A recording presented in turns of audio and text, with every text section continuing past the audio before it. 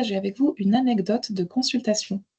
Récemment, j'ai reçu une personne qui était très impliquée dans une relation amoureuse qui la faisait visiblement souffrir.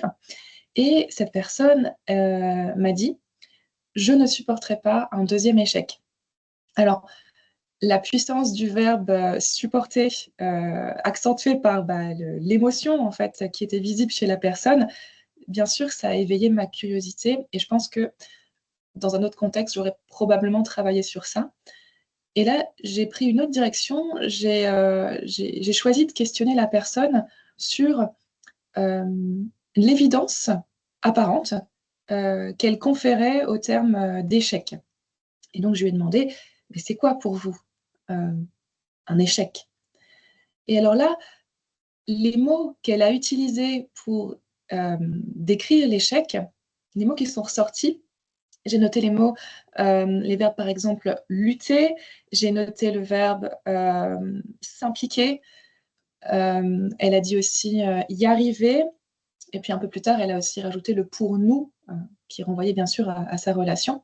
Et ben, tous ces mots, ils dressaient d'elle, le portrait d'une personne, combative et en même temps une personne qui accordait une grande importance, à la loyauté. Et donc, en réfléchissant ensemble à l'objet de sa lutte là, ce qui est apparu, c'était qu'elle menait une bataille contre elle-même.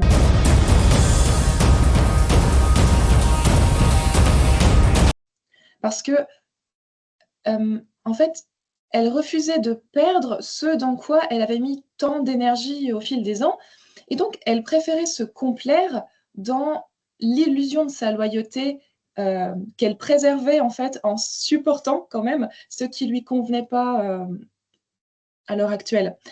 Et elle faisait ça plutôt que de s'avouer déloyale et vaincue, ce qui aurait été le cas si elle avait, supporté, l'échec.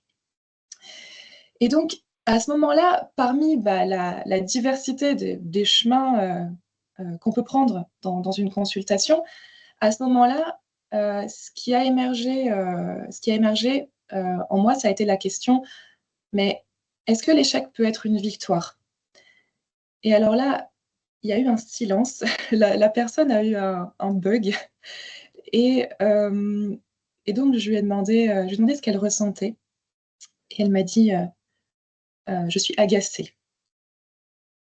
Et moi, je voulais en fait, comprendre quelle était l'origine de cet état émotionnel et donc je lui ai demandé: «Hem, pourquoi vous vous sentez agacée?» Et à ça, elle a répondu catégoriquement, presque du tac au tac: «Mais parce qu'elle a pas de sens votre question». Et ensuite, d'elle-même, elle a complété: «Enfin, je sais pas, je sais plus».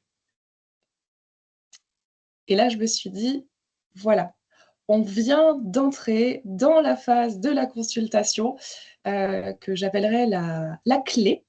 Parce que la clé, c'est cet objet qui offre la possibilité d'ouvrir une porte vers une autre perspective si on décide de l'utiliser. Et donc maintenant, je voudrais vous poser à vous cette question justement. Pour vous, est-ce que l'échec peut être une victoire?